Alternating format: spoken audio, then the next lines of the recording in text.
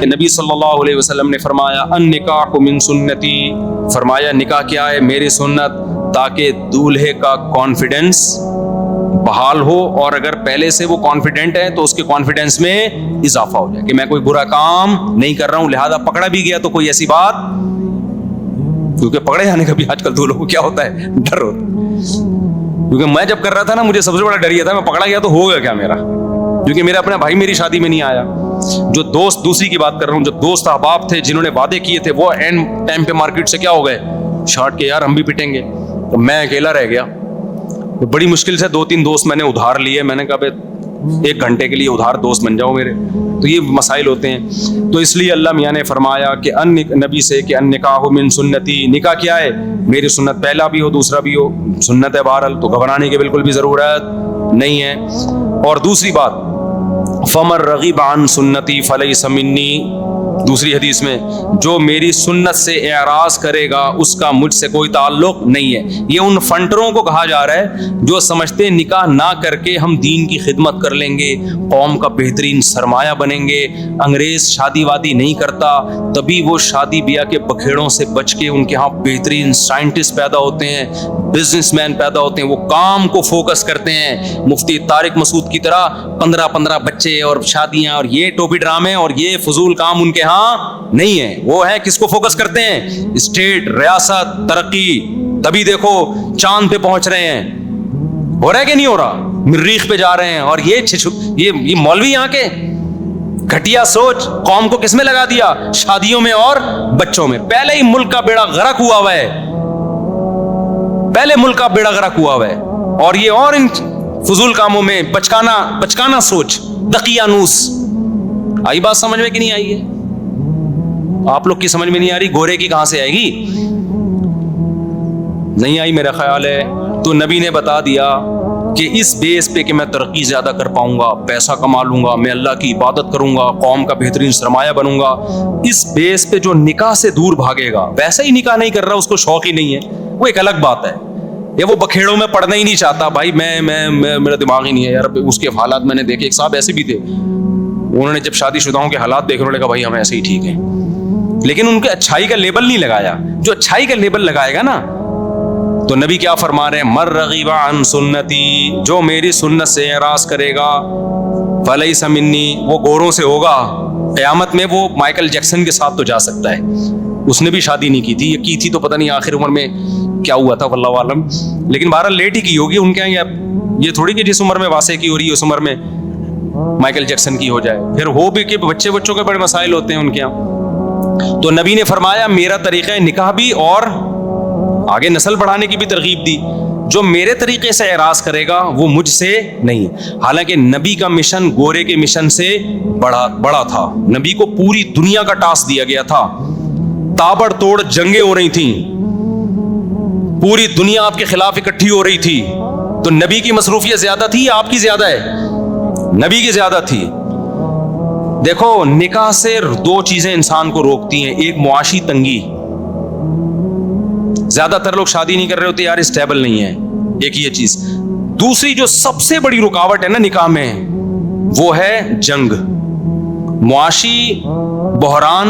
یہ کم درجے کی چیز ہے، جنگی بحران یہ اس سے، بھائی کسی ملک پہ جنگ مسلط ہو جائے تو ملک اکنامیکلی اپنے آپ کو اسٹیبل کرنے کے بجائے سب سے پہلے تو وہ یہ کوشش کرے گا یہ جنگ ختم ہو کسی طریقے سے، کیونکہ سارا پیسہ کس میں لگے گا؟ آپ کا جنگ میں لگے گا۔ آپ اکنامیکلی مضبوط ہو کے بھی غریب ہو جاؤ گے، تبھی قرضے لے کے اپنے آپ کو مقروض بنا رہے ہوتے ہیں۔ بھائی کسی طرح ڈیفنس کو مضبوط کریں۔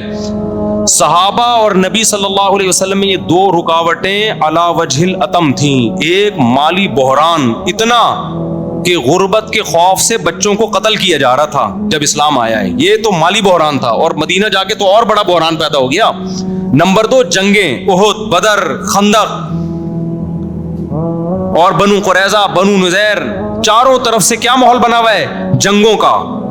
تو آپ کے پاس فرصت ہوگی، اور اس میں ایٹ اے ٹائم آپ 9 بیویاں رکھ رہے ہیں، نہیں یہی بات سمجھ میں؟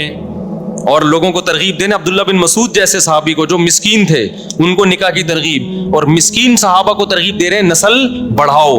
تو اس سے پتہ چلتا ہے کہ اسلام اس فلسفے کو مانتا ہی نہیں ہے کہ مالدار زیادہ شادیاں کرے گا یا زیادہ بچے پیدا کرے گا. اسلام کہہ رہے ہے کہ یہ اسلام کا حکم ہے, اس میں اللہ پہ کیا کرنا ہے, توکل. نہیں آئی میرا خیال ہے بات سمجھ میں.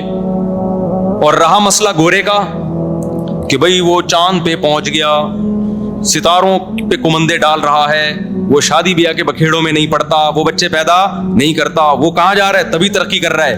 تو آپ اس کا چاند پہ پہنچنا تو دیکھ رہے ہو, لیکن اس سوسائٹی کا ابا لیس سوسائٹی ہو جانا, ابا فری ہو جانا, وہ آپ کو نظر.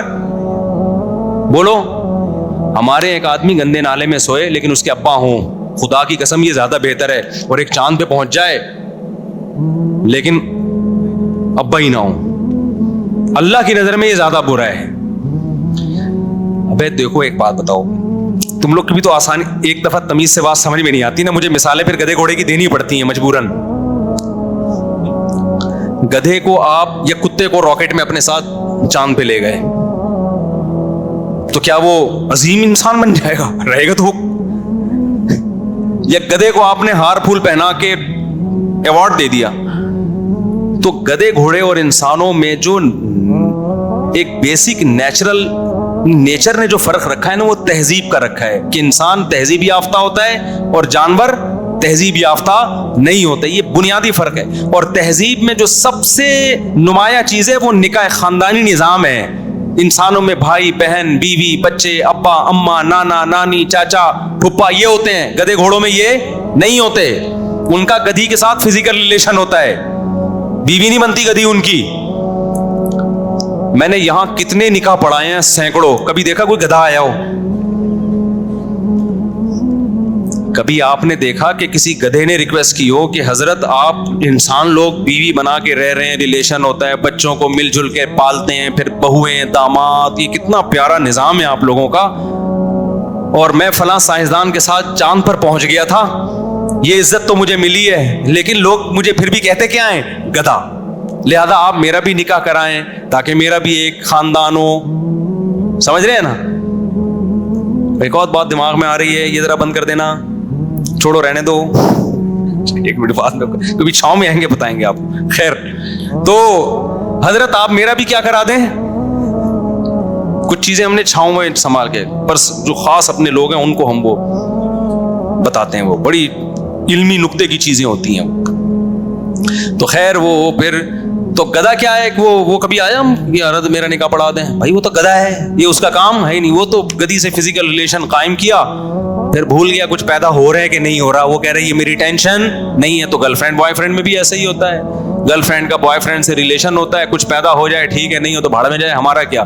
نکاح میں ایسا نہیں ہوتا بھائی. نکاح کے فوراً بعد قرآن کیا کہتا ہے, فلما اثقلت دعوا اللہ ربہما, جب میاں بیوی کی شادی ہوتی ہے اللہ کہتے ہیں تھوڑے دنوں کے بعد دعائیں مانگنا شروع کر دیتے ہیں. لئن آتیتنا, اے اللہ اگر تو نے ہمیں نیک اولاد دے دی, لنکونن من الشاکرین, ہم تیرا شکر ادا کریں گے. دعائیں منگوا رہے ہوتے ہیں, دونوں خوش ہوتے ہیں. گرل فرینڈ بوائے فرینڈ میں بعض دفعہ بوائے فرینڈ مارکیٹ سے سنتا ہے نا, جب بچہ ہو گیا مارکیٹ سے کیا ہوتا ہے, شارٹ, ابے میں نہ پکڑا جاؤں کہیں. تو ایسے چاند پہ پہنچنے سے بہتر نہیں نیچے ہی بیٹھا رہتا انسانوں کی طرح. میں چاند پہ پہنچنے کو برا نہیں سمجھتا, مسلمان کو چاہیے کہ ترقی کرے, لیکن اس کا شادی بیاہ سے کوئی تعلق نہیں ہے. نکاح کر کے بھی ترقی ہو سکتی ہے. انگریز اگر نکاح اور خاندانی نظام کو چلاتا تو اس سے زیادہ ہی ترقی کرتا, کیونکہ کمپٹیشن بڑھتا. وہ کہتے ہیں ایک بھائی میرا چاند پہ پہنچا ہے, دوسرا کہتا ہے وہ بھی میرا بھائی ہے یار, چھوٹا چاند پہ پہنچ گیا, میں مریخ پہ جاؤں گا. ان کا تو یہی چیز ہے ہی نہیں نا, بس گورنمنٹ الاؤنس دے دے کے لوگوں کو موٹیویٹ کر رہی ہوتی ہے.